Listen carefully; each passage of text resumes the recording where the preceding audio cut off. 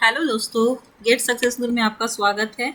मैं हूँ आरजू तमन्ना और ये है बिहार स्टेट 2020 जो कि री एग्ज़ाम हो रहा है, उसके कुछ प्रैक्टिस सेट। तो चलिए हम फटाफट करते हैं। फर्स्ट क्वेश्चन है नेटवर्किंग से, जिसमें कह रहा है कंप्यूटर नेटवर्क क्या होता है? A collection of hardware components and computer. Okay, B option interconnected by communication channels. Okay, C option sharing of all resources and information, and option D is all of the above. देखिए, computer network का मतलब ही होता है एक दूसरे से combine होना, combination generate करना। ये सारे हैं उसमें, हार्डवेयर कंपोनेंट्स सब कुछ उसमें ऐड रहेंगे। तो इसका आंसर होगा ऑल ऑफ द एबव। ये all of the above is the correct answer. Second question पर चलते हैं। What is a firewall in computer network? देखिए, अगर रियल लाइफ में अगर हम देखें तो फायरवॉल कहने का मतलब कि एक वॉल है और इसमें बहुत सारे आपने रखे हुए अपने सामान। ओके, और यहाँ से कोई आदमी है जो कि आपके घर में आकर के चुराना या बर्बाद करना चाहता है, तो आप क्या करोगे? अपने ये सारे विंडो और जो भी डोर है उसको अच्छे से सिक्योरली बंद कर दोगे ना। तो जस्ट लाइक यही होता है कंप्यूटर में। इसमें क्या होता है कि कंप्यूटर का जो भी मैटर है, जो भी आपने इंफॉर्मेशन रखे हुए हैं, कोई उसे खराब ना करे, उसे कोई चुराए ना। तो यही होता है मेनली कंप्यूटर का। तो इसका ऑप्शन देखिए, ए है the physical boundary of network. नहीं, ये फिजिकल बाउंड्री ऑफ नेटवर्क नहीं होता है। And operating system of computer network, नहीं ये भी नहीं होता। A system design to prevent unauthorised access, ये है इसका करेक्ट आंसर। और डी रॉन्ग है। चलिए थर्ड क्वेश्चन नंबर देखते हैं। In the relational model cardinality is termed as, cardinality option A number of tuples, number of attributes. तो चलिए मैं आपको यहाँ इससे रिलेटेड क्लियर करती हूँ। इसमें एक तो होता है, एक कार्डिनलिटी हो गई, फिर रिलेशन किसे कहते हैं, और फिर से टपल किसे कहते हैं, और रिकॉर्ड क्या है। तो ये हम यहाँ पर एक टेबल के थ्रू समझते हैं। तो देखिए, जो ये आपका एक सपोज ये A1 है, A2, A3 एंड A4, ये कॉलम नेम हुआ। ये सारे कॉलम नेम हैं, कॉलम कहते हैं। ओके, और जैसे कि ये हुआ, ये हुआ, और ये यहाँ इंफॉर्मेशन रखा है आपने। A1 का जो भी आपने लिखा है, नेम हो गया, सपोज उसका नेम हो गया, रोल नंबर हो गया, एड्रेस हो गया, जो भी है इंफॉर्मेशन आपने यहाँ पर पुट करके रखा हुआ है। तो ये कहलाता है रो। अब देखिए, कॉलम, ये सारे कॉलम हो गए, ये सारे रो हो गए। ओके, तो अब यहाँ पर हमें समझना है कि रो को क्या कहते हैं। रो को ही टपल कहते हैं, टपल भी कहते हैं, और इसे ही रिकॉर्ड भी कहते हैं। रो को तीन नाम से जानते हैं, रो, टपल या रिकॉर्ड। ओके, अब चल देखिए कॉलम को क्या क्या बोलते हैं। कॉलम एक तो बोलते हैं, एक होता है, इसी को कहा जाता है एट्रीब्यूट। एट्रीब्यूट भी इसे कहते हैं, या फिर आप कह सकते हैं फील्ड। ये तीन नेम इसका भी हो गया। अब आइए देखिए, नंबर ऑफ रोज कितने हैं? 1 2 3, यहाँ 3 रोज है ना। Number of rose is called cardinality. Okay, तो नंबर ऑफ रोज यानी नंबर ऑफ टपल्स, क्योंकि टपल भी कहते हैं ना, तो number of tuple is called cardinality. Okay, number of attributes, देखिए नंबर ऑफ एट्रीब्यूट्स है ना यहाँ पर, इसे कहा जाता है डिग्री। नंबर ऑफ एट्रीब्यूट्स या कॉलम या फील्ड, इसको कहते हैं डिग्री। ओके, और भी है इसके, जैसे कि ये दो हो गए। और देखिए, ये आपका हो गया टेबल, इसे हम टेबल कहेंगे, या इसे ही कहते हैं रिलेशन। ये बात जाननी ज़रूरी है, क्योंकि ये घुमा करके इनसे कोई भी क्वेश्चन पूछ सकता है। तो ये हमारे लिए नंबर गेनिंग है, तो प्लीज़ इसे अच्छे से समझ लीजिएगा।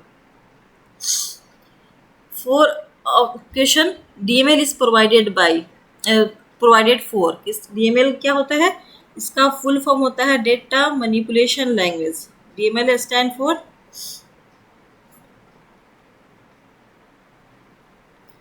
डेटा मैनिपुलेशन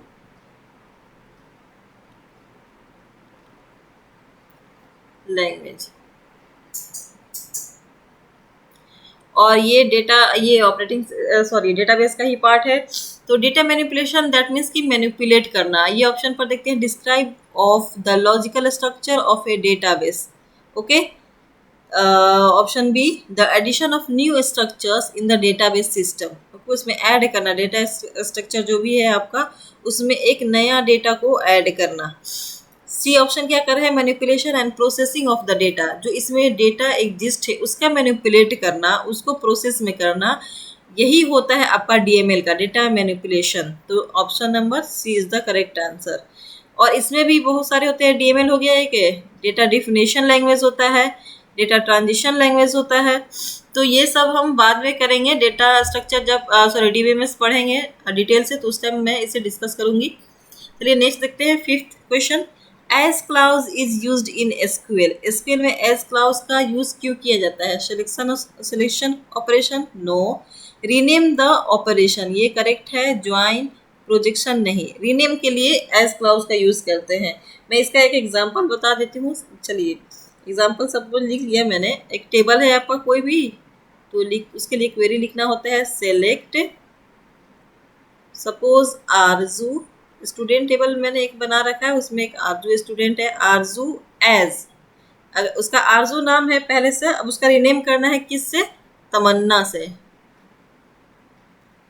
तमन्ना फ्रॉम, अब किससे करना है आपको? एक टेबल का नाम है स्टूडेंट, मैंने टेबल बना रखा है स्टूडेंट नाम का, उस नेम में आरजू पहले से एग्जिस्ट करता है, उसका रीनेम करना है तमन्ना से, तो ये एज क्लाउज यूज करते हैं। Okay, come to the 6th question. ODBC stand for object database connectivity, no.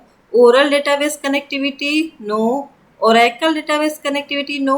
Open database connectivity, ये इसका क्वेश्चन का आंसर है। Come to the next question.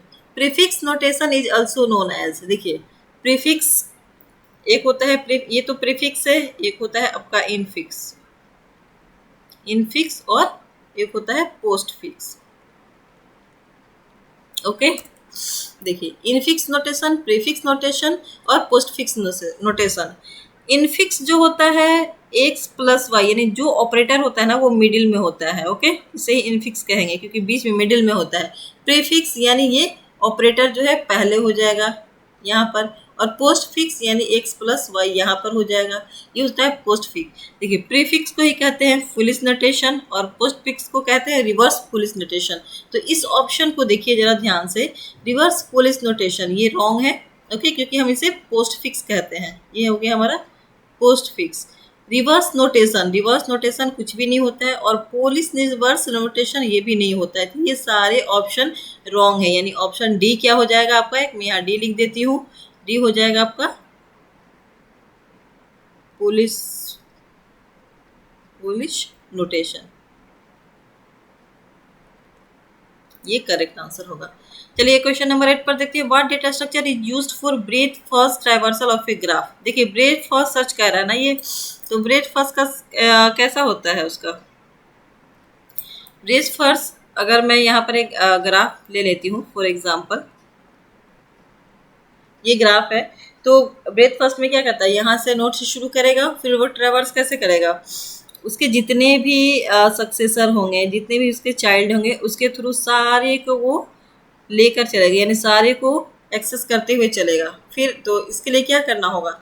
फिर अगेन यहाँ से मूव करके फिर अगेन यहाँ आएगा, फिर अगेन करेगा। तो देखिए इसका सक्सेसर यहाँ है, फिर इन दोनों को मूव करेगा। तो इसके लिए हमें क्यू की ज़रूरत पड़ती है। क्यू क्योंकि फर्स्ट इन फर्स्ट आउट होता है। तो सपोज इसका ए है, B C D E F और जी, तो ए यहाँ पर डाल लिया। ए का सक्सेस और ए के जितने चाइल्ड से यानी successor B C D E है, तो बी सी डी ई। जब इसे हम ट्रावर्सल का यूज़ करते हैं, तो जैसे ए को आप डिलीट करेंगे ना, जितने सारे सक्सेसर है उसके वो क्यू में इंसर्ट हो जाते हैं। फिर अगेन आएगा बी का, बी को देखेगा, बी को हटाएगा, और फिर बी के जितने सक्सेसर हैं से ई और एफ है, तो एफ और जी है, तो एफ और जी इनको इसमें इंसर्ट करता जाएगा। तो इसके लिए क्यू का यूज़ होता है ब्रेथ फर्स्ट सर्च के लिए, और वहीं पर डेप्थ फर्स्ट सर्च के लिए स्टैक का यूज हो जाता है। ओके, डीएफएस यानी डेप्थ फर्स्ट सर्च के लिए स्टैक का यूज़ करते हैं। तो ये भी आपको जानना ज़रूरी है। Come to the 9th question, which of the following is also called first in first out, यानी फर्स्ट इन फीफो, यानी उसका आपको मालूम है क्यू को कहा जाता है, क्योंकि देखिए अभी भी बताया मैंने, क्यू कहा जाता है और स्टैक को कहा जाता है LIFO, last in first out.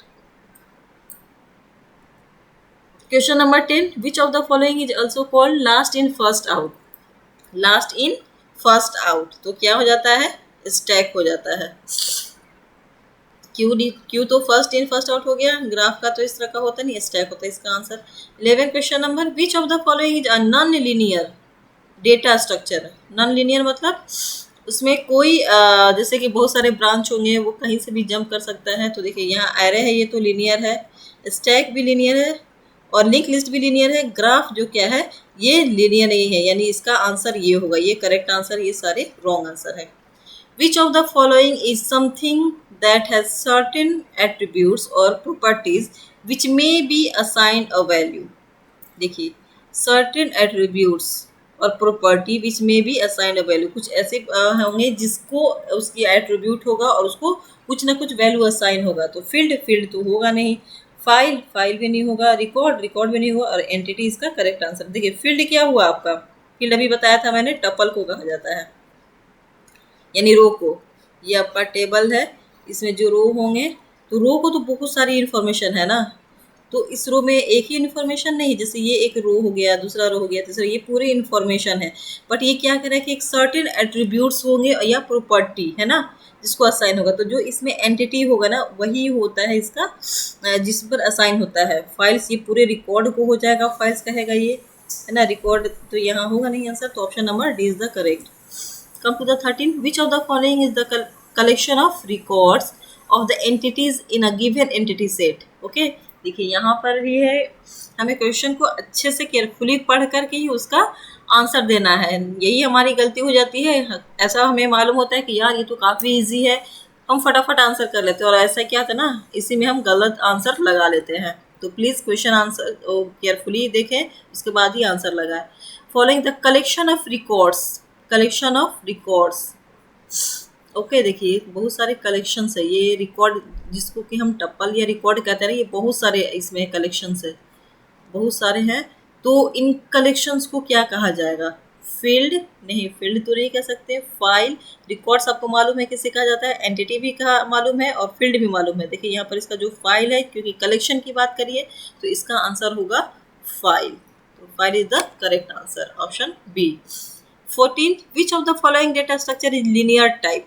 Linear type देखिए ग्राफ नॉन लीनियर है, ट्री भी नॉन लीनियर है, बाइनरी ट्री भी नॉन, स्टैक है linear. Okay, ODBC stand for open database. Sorry ये रिपीट हो गया है इसका, आप 9th क्वेश्चन में भी यही सेम क्वेश्चन है। चलिए नेक्स्ट क्वेश्चन करते हैं। How many layers does OSI reference model has. OSI reference model में कितने सारे लेयर है, option A 4, B 5, C 6, D 7। तो इसका करेक्ट ऑप्शन जो है डी सही आंसर है। यहाँ हम देख लेते हैं, इमेज में OSI मॉडल है और लेयर है application layer, presentation layer, session layer, transport layer, network, data link and physical layer. Okay, इसके बारे में हम डेप्थ से नेक्स्ट वीडियो में हम करेंगे, अभी हम यहाँ पर बस फोकस करते हैं। Question number 17, DHCP is the abbreviation of. तो डायनामिक होस्ट कंट्रोल प्रोटोकॉल, ये है dynamic host configuration protocol, dynamic hyper control protocol, dynamic hyper configuration protocol. देखिए डायनामिक होस्ट कॉन्फ़िगरेशन प्रोटोकॉल, इसका आंसर क्या होगा, डायनामिक होस्ट कॉन्फ़िगरेशन प्रोटोकॉल। ये सारे wrong है, और ये क्या करता है, डायनेमिकली जो IP एड्रेस है उसको डायनेमिकली कॉन्फ़िगर कर देता है, और काफ़ी जल्दी करता है, फास्ट वे में करता है, क्योंकि डायनेमिक है ये।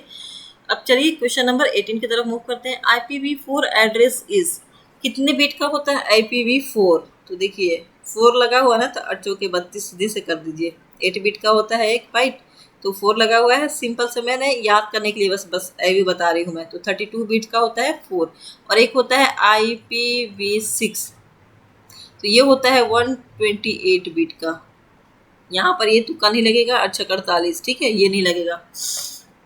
जब 8 6 48 नहीं होगा यहाँ पर 128, यह इसका याद करना होगा आपको कि IPv6 के लिए 128 बिट की ज़रूरत होती है और IPv4 के लिए 32 बिट का। चलिए come to the next question. What is the use of bridge in network?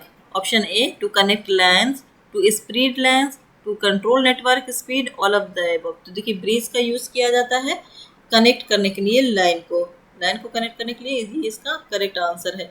इसमें भी बहुत सारे तो ब्रिज होता है, जैसे ब्रिज के भी तो देख लिया, स्विच होता है, हब होता है और एक होता है राउटर। इसके लिए भी क्वेश्चन में लेकर आऊंगी और इसे समझाऊंगी कि ये क्या होते हैं। चलिए come to the question number 20। In a relational model relations are termed as, देखिए मैंने वो वहाँ पर डायग्राम में बताया था कि रिलेशंस किसे कहते हैं।